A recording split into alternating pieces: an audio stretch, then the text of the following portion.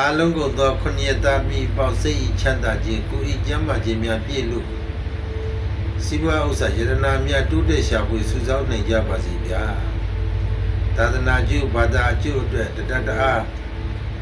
ပါဝင်ကြသူထောက်ပံ့နိုင်ကြသူတွေအာဇနာအာဇာနည်သူရဲကောင်းကြီးဖြစ်ကြစေမေတ္တာပို့လို့ဆုတောင်းပေးလိုက်ပါတယ်ဒီနေ့လို့25ရက်စနေနေ့ညဖြစ်ပါတယ်မနေ့ကကတော့26ရက်တနင်္ဂနွေနေ့ဖြစ်သွားပါပြီ။ဘာကြောင့်ဒီညဟောပေးသလဲကြော်ညာလေးတက်လာသလဲဆိုတော့မနေ့က26ရက်နေ့မှာဘဘတီလာရဲ့ဆရာတခင်ပေါ့နော်ဆရာတခင်ကတော့ဘေးကတည်းကဟိုလူကတည်းကဆိုတော့စရင်စာအုပ်မရှိဘူးဘာရသေးပါတွားတဲ့သူခொနည်းသားမျိုးအောင်ကိုဘဘတင်တယ်လို့ပဲတင်သွားပေးခဲ့တာအဲ့ဒီအချိုးကိုတော့လူတွေကြားထဲမှာပညာလိုချင်တဲ့လူကပညာယူဥစ္စာလိုချင်တဲ့လူကဥစ္စာယူဆိုဘဘဆရာတခင်ကမိန့်ခဲ့ဖို့ဘူးပါတယ်ဘဘလည်းဒီတိုင်းပဲမိန့်ပြီးတော့ဟောပေးနေတာပဲဖြစ်တယ်တချို့တော့ကလေးတွေဆိုရင်ဘဘသင်ကြားပေးတတ်တယ်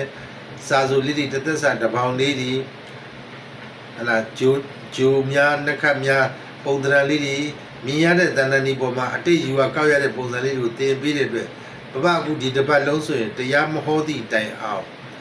ထွက်ပြီးသားကဏ္ဍလေးတွေကြည့်ပြီးဒီကဏ္ဍထွက်လာတော့ဘယ်အတိတ်ကဟောစာဘယ်လိုမျိုးစာဆိုလိုက်ရတော့မယ်ဆိုတာနဲ့လိုက်ကြတဲ့ကလေးတွေမှာအဆင်ပြေတာလေးတွေတွေ့ရတဲ့အတွက်ဝမ်းသာတယ်နော်ပညာရှာမိသူပညာလူချင်းသူကတော့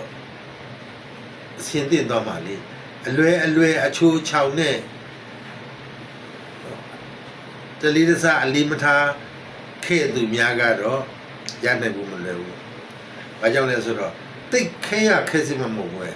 ။ဂျိုနက်ခတ်ဆိုတာလေကိန်းကနန်းတွေကိုပဲစီပြီးတော့ဒီကနန်းတွေဟိုကနန်းအုပ်စုလာတယ်ဒီလိုသင်ပေးခဲ့တာဒါကိုတလီစအလီမထားခဲ့ပဲဘူးခဲ့တဲ့ဥစ္စာတော့ကို့အကြောင်းနဲ့ကိုပဲပေါ့နော်။လောကပေါ်မှာလူတွေကကို့အကြောင်းနဲ့ကိုရှိကြတယ်ကို့ပူနဲ့ကိုကိစ္စနဲ့ကိုကြီးရဲ့ပဲကိုဖြစ်ရင်ကိုသာလျင်ရင်ဆိုင်ရတာဘယ်သူကဝင်ပြီးတော့မှခါကူနိုင်ဖို့မရှိဘူးဒါကိုဆိုလိုတာပါသင်ကြားပေးခဲ့တာနော်အဲ့တော့သားသမီးတို့ဒီမနေ့ကကိုအင်္ဂလိပ်26ရက်နေ့မှာဘဘရဲ့ဆရာသခင်ဦးတေဝိဇ္ဇာဟာမော်ဝီမြို့မှာခန္ဓာဝန်ချသွားခဲ့တာ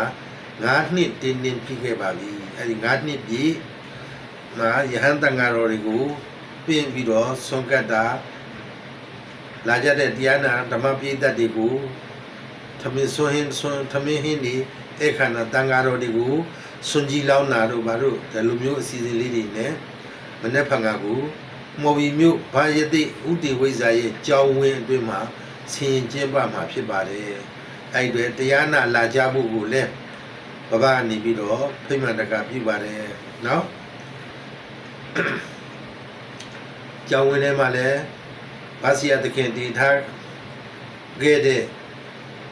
ထိုင်တော်မူလာဘမူနိမြတ်စွာဘုရားကြီးတို့နော်ကံတော်ကြီးတို့ညီနောင်စေတီတို့ဆိုတာဒီအများကြီးရှိတယ်နော်ဘဘစီယာတခင်ရဲ့အယုအုပ်ကူနောက်တစ်ခါဘဘစီယာခင်အတွက်ညီမတီထောက်ထားတဲ့ဗိမာန်တော်ဒါလေးဒီမှာကြည်ညိုရနေတဲ့ဘုံညိုနေတဲ့အောင်မြင်တတ်အောင်တတ်တွေရယူပြီးတော့အောင်မြင်နင်းလို့အောင်ချင်းမင်္ဂလာတွေဆင်နွှဲနိုင်ဖို့အတွက်ကိုဖိတ်ခေါ်လိုက်ပါတယ်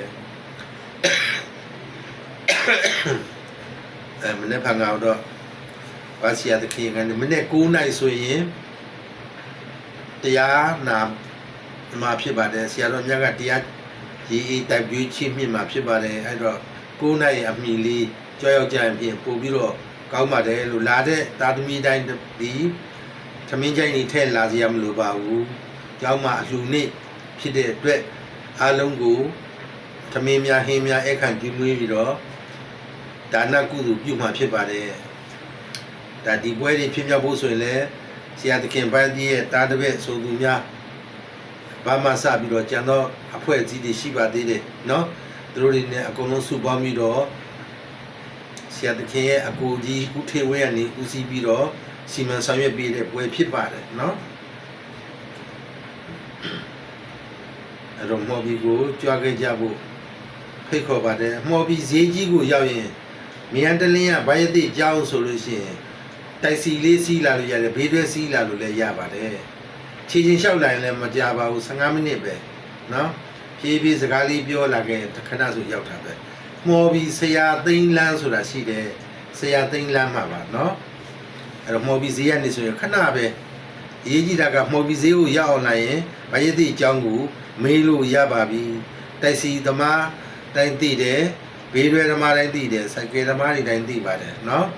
စိုက်ကားရှိရင်စိုက်ကားနဲ့လည်းကြွလာခဲ့လို့ရပါတယ်ဗျာကဲအားလုံးသောခဏသားသမီးတွေ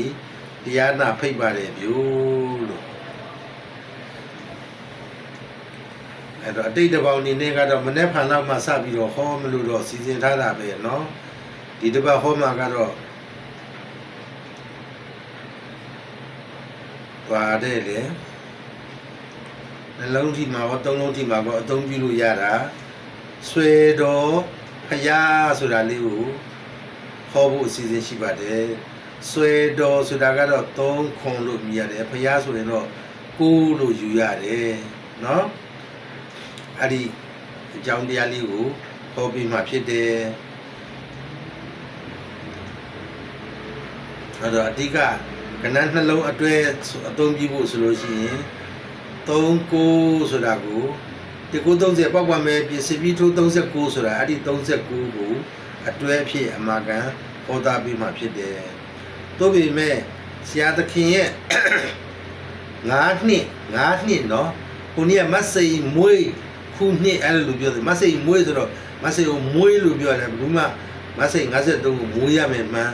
မသိချာကြဘူးထူကြအားကြတယ်လို့ပြောရင်လေဩဒီဘတ်ဆရာကပြောလိုက်လားလို့ဆိုဖြစ်အောင်မယ်မဆိတ်မွေးခုနှစ်မဆိတ်မွေးဆိုတာရှေ့မှာပြတ်လာပြီအဲ့ဒါကိုမဆိတ်ဆိုတော့53မှန်းမသိပါဘူးမကောက်တတ်လို့ပါဆိုတဲ့လူတွေကဘာတွေဖြစ်နေပြီလဲလို့ကိုကနဲ့ကိုတွက်လိုက်ပါလူကြားသူကြားထဲမှာလူဝင်ဆန့်သေးရဲ့လားလို့တွေးကြည့်လိုက်မဆိတ်ဆိုတာ53မသိဘူးဒါဟိုတပတ်ကဖြစ်တဲ့ကိစ္စနော်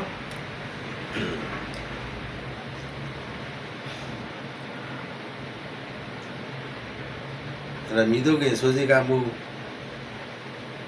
တလီတဆန်နဲ့အလေးထားသောသားသမီးများအတွက်အခွင့်အလမ်းဆိုတာအများကြီးရှိတဲ့အကြောင်းကိုတော့ပြောပြမယ်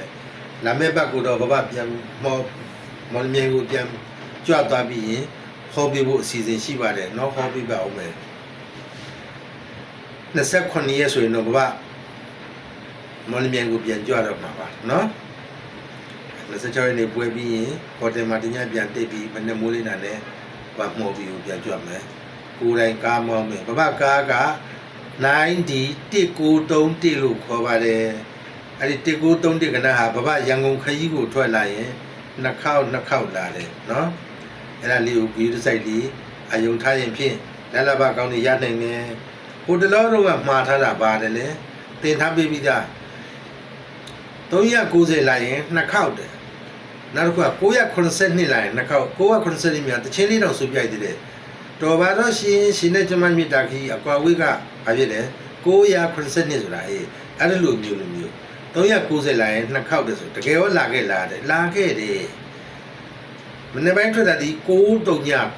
ဆိုပြီးတော့3-3ကနန်းထွက်သွားတယ်ညနေလဲကြာရော3-39တဲ့ဆိုပြီးတော့အဲ့ဒါလိုပြန်ထွက်လာတယ်ကြည့်အဟောစရာကောင်းတာကနော်ဆက်တစ်ပေါင်များကအဲ့တော့လေးလာတဲ့လူမှတ်သားတဲ့လူအလေးထားတဲ့လူတွေအတွက်တော့ဘယ်တော့ဖြစ်ဖြစ်လက်လာပါချီးနှီးမရှိပါဘူးဆိုတဲ့အကြောင်းလေးကိုတော့မင်းရင်ဒီကုန်းချုပ်လိုက်ပါတယ်အလုံးသားသမီးကြီးကျမ်းမာချမ်းသာရှိကြပါစေမနေ့ကမှော်ပြီးမှဆုံကြမယ်နော်အဲ့တော့နောက်ဆုံးဘက်ကဗာထက်တာလဲ94ဆိုတော့ထိုင်းရီစိုးအောင်ကနေအစချီလို့တပေါင်းညီလာပါလိမ့်မယ်